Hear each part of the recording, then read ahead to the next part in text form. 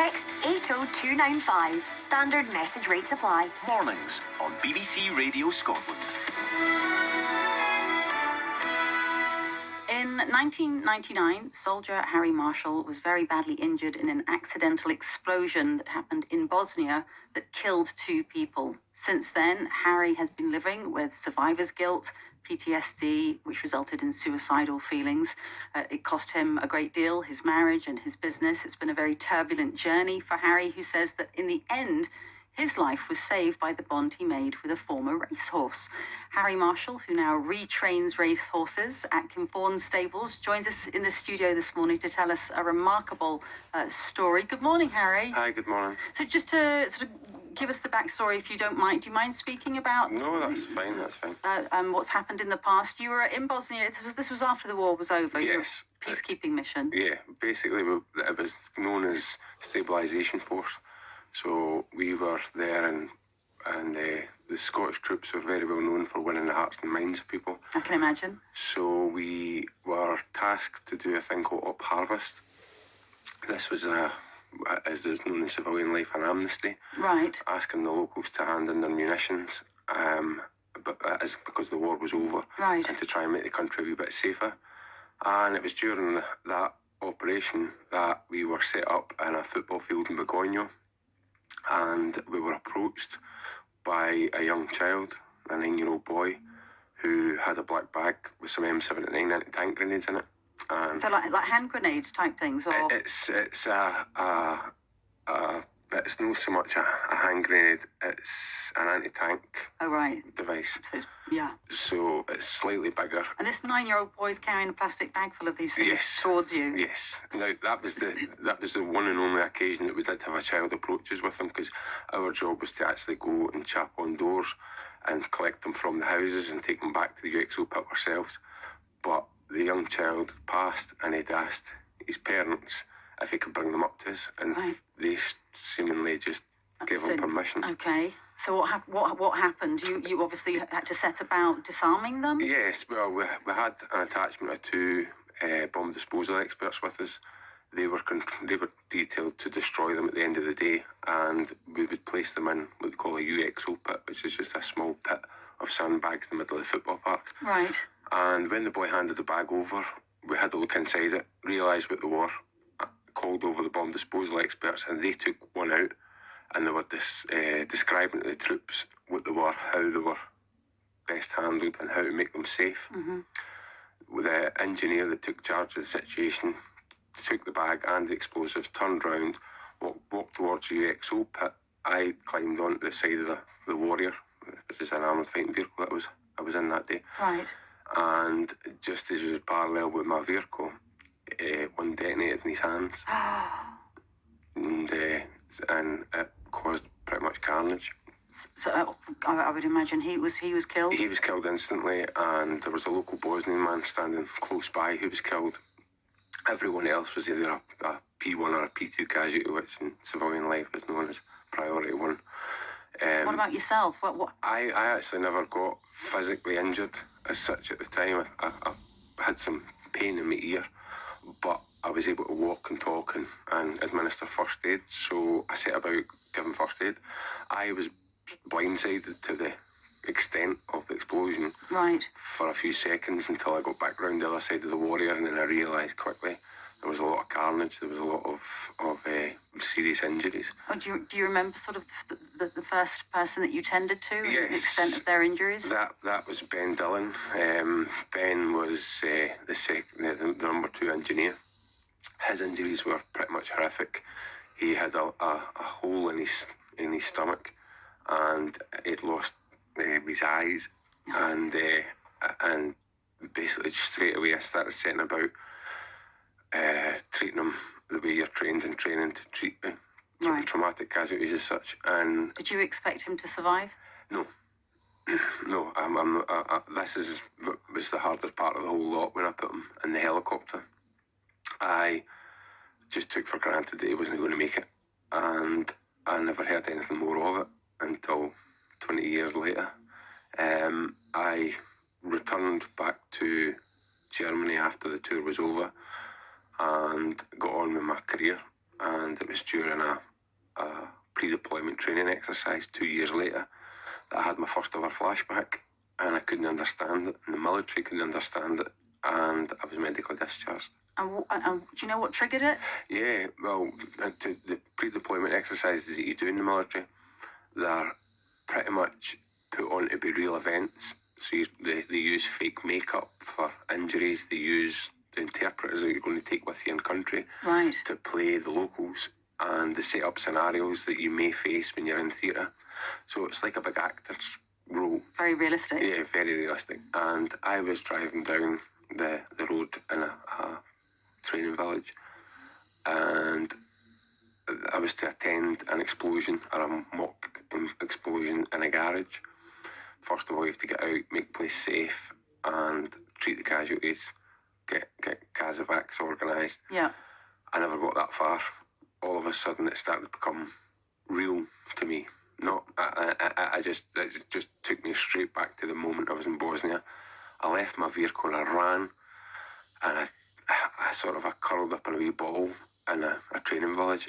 And I think it was a fake butcher shop or something like that. Right. I just tucked myself away, and I got into trouble for it. I was going to say how people react to But- that. How long ago are we talking now? Well, this was 2 years after the explosion, so that would have been early 2000, 2001. So perhaps we weren't as aware of PTSD and mental health issues that veterans might, would face as we are today. It was also unfortunate that I wasn't actually with my own regiment. I was attached as an AME posting with the Black Watch, and I was in the Royal Highland Fusiliers. Right. So they didn't know my history. They didn't know I'd been involved in this explosion. Right. So you actually got disciplined for that? I got into trouble on the spot. And when I got back to the camp in Senelager in Germany, I decided that I couldn't cope with this anymore. I couldn't explain what had just happened. So I packed my bag and I started to leave the camp. Right. There was no reason why I couldn't leave the camp, because I was a working soldier. I was allowed to go out at night. Yes. But you didn't intend to come back? I intended to go home. Right. And I was met by the padre, who's the army chaplain. Yeah. And he was the man that married me. So he kind of knew me inside out, and he knew there was something wrong. Right. So I explained it to him. He says, just hold on there. And he got in touch with my command, and I was granted some compassionate leave to go home. But I went back to Fallon, Boston, and I sat in my marriage quarter for a week waiting for the rest of the battalion to come home. And that was the first time I got suicidal. And it was during that they recognised. So I got to speak to a psychiatrist. Right. Told the psychiatrist all about what had happened, and he made a recommendation for me to leave the military. Okay, we're going to pick up with your story after you left the military, right after we check in with the latest travel news and see what's happening with the storms out there. Anne-Marie's there. Hi, Anne-Marie. Thank you very much indeed, Anne-Marie. 10:30, our guest this morning is Harry Marshall, former soldier who now retrains racehorses for a living after he really got back his life and his mental health was restored through equine therapy, through his relationship that he developed as he sought to sort of claim back his life after a hugely traumatic experience when he was a soldier in Bosnia. Harry, just before the travel news there, we got to the point where you realised you had to get out the military and you were able to be discharged. What happened to your life at that point? Did you get any help? Did you sort of recognise that you were in dire straits? There wasn't very much help at that point, and unfortunately I sort of made the wrong move. My brother still served in the military, and I didn't want to show weakness in any way whatsoever, so I didn't really reach out for any help. Right. I retrained as a plumbing and heating engineer when I left the military, and I got on with life the best I could. I eventually set up my own company, and I was doing well. I was doing very well, actually. I was quite successful. But unbeknownst at the time, I was becoming a workaholic. I was leaving the house at 7 in the morning, and I was working till 11 o'clock at night just to avoid, as you can imagine, avoid thinking, yeah. Just putting film my day was whatever I could to avoid thinking about what happened. And I sort of burnt the candle at both ends. Right. And then I got really unwell. And it was one day when I was sitting in my office, I I was crying. I had problems with survivor's guilt all the way up to that point. And I was in a bad way in 2012 when I decided that I didn't want the world to see me falling apart. So I left my office, left my house, packed a small bag, and I moved off into the woodlands near Dunkeld. And I sort of had my breakdown, if you like, in the woods. And So that's the end of your business, the end of your marriage, and you've gone off the grid at this point. Basically, I felt I had no other option but to sort of hide and fall apart peacefully and quietly. At that time, I had no intentions of suicide, but my mental health plummeted very rapidly with my surrounding environment. And when I did start to feel suicidal, I'd heard an advertisement on the radio for the charity Breathing Space, and I gave them a phone, told them how I was feeling, told them where I was, and they got some military charities staff and the Armed Service Advice Project to come and get me. And they put me into sheltered housing for veterans. And it was then that I was sent down to combat stress and air, and they diagnosed me with post-traumatic stress. And I started the clinical side of my recovery. So was that a massive relief to you to be sort of, for somebody to say, you're not imagining this, and you're not weak and you're not falling apart. You've been through a horrific experience and you can't outrun it. That's it, exactly. It was just a great relief to know that I wasn't a freak, and I wasn't it was very common for people in my position to feel like that. And I would imagine to mix with other people who've been through the same thing. You're not isolated and hiding in the woods anymore. Yeah, exactly. I mean, I can remember sitting on the sofas at Combat Stress and discussing it with other veterans, and the similarities of all the avoidance that they do is similar to what you do. Can't do supermarkets, can't do trains, can't do elevators. And you sort of realise that avoidance becomes the enemy and exposure is your friend. Right. But it's a hard thing to think about is how you're going to do that and how you're going to achieve that. So after 13 weeks residentially, I done the intensive treatment programme, found out everything I possibly could about my condition and how to, an invisible bag of tools, if you like, on how to deal with it using cognitive behavioural therapy. But it wasn't enough, because that was okay in Hollybush. However, being at home, I still lived in severe isolation. I needed to sort of broaden my horizons and try and integrate myself back into the community again. So what I done was, as I applied to go to a place in Aboyne, Aberdeen, called Horseback UK. Right. And had you have any previous experience with horses? Have you ridden as a child? No, the closest I've ever been to a horse was standing at a gate looking at it halfway up a field, and to me, it was just an animal that lived in a field. Yeah. I had none experience whatsoever, and I didn't know what to expect when I got to horseback. I was still a bit apprehensive because it was my first time really engaging with anything in the community. Yeah. So they do a thing in Horseback UK called the Join Up. And I can only describe that as the most emotional but rewarding thing that I've ever done, other than my kids being born. What was that? It was the Join Up. You take your horse, so you meet your horse for the first time, and you take your horse into the round pen. My horse was called Blue, and the round pen is just a sort of a small circular pen where you go in and you set off your horse around the pen. You send them off one way, then you... Are you on him? No, you're just on the leading rein. This is all groundwork. Right. So then you set them off the other way, and then eventually, when you've got a thing called a carrot stick in your hand, when you drop that carrot stick, the horse comes for the outside of the arena and comes into the inside of the arena. Right. And he'll come right up to you, and Blue come up and he rested his nose on my shoulder from behind me. And I was so overwhelmed with emotion that had happened. And then Emma, the instructor, and one of the founders at Horseback, says to me, she says, "Harry, what I want you to do now is I want you to walk and then change direction. And when you do, the horse will follow you." And I did. I walked, and then I turned to the right, and the whole time that I was walking, the horse was 2 inches behind me. Let's bring into the conversation now somebody who can explain the magic of equine therapy. Yeah. And that is an equine assisted therapist. This is Oriel Gillen. Hi, Oriel. Thanks very much for joining us this morning. Thank you. It's almost inexplicable that sort of the bond, particularly between horses and humans. How do you explain that? You know, Harry's describing it as second to his children being born, the most emotional moment of his life, and sort of when the healing begins almost. How do you explain that?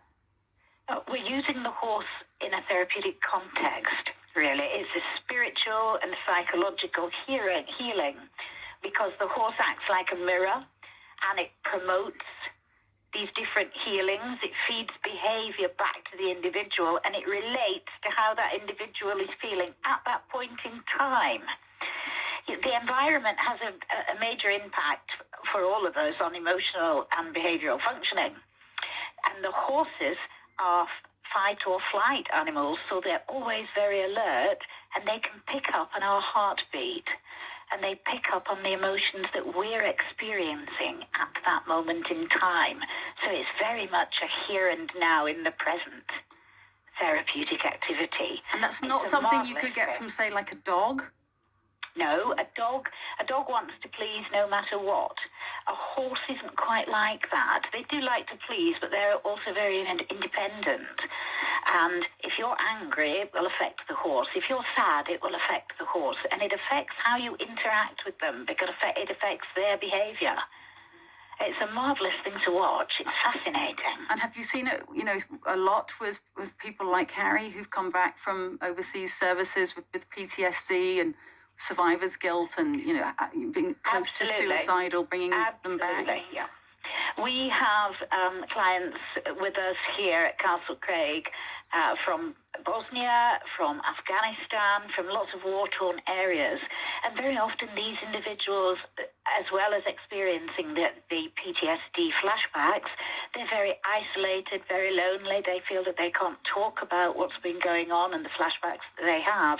And the horses give them the courage and the support to be able to bring this out in a non-judgmental environment where no one else is going to be affected. And it's very, very spiritual to watch. It's a wonderful, wonderful therapy. Does that describe how it felt to you, Harry? Yeah, just exactly as your caller says there. It's a remarkable experience, and it's such a simple relationship that if you're highly strung or you're wound up, you just won't get anywhere. And if you love horses, if you've been moved by the experience of a horse, you'll try everything in your power to get yourself to the right level of anxiety that you can progress with your horse that day.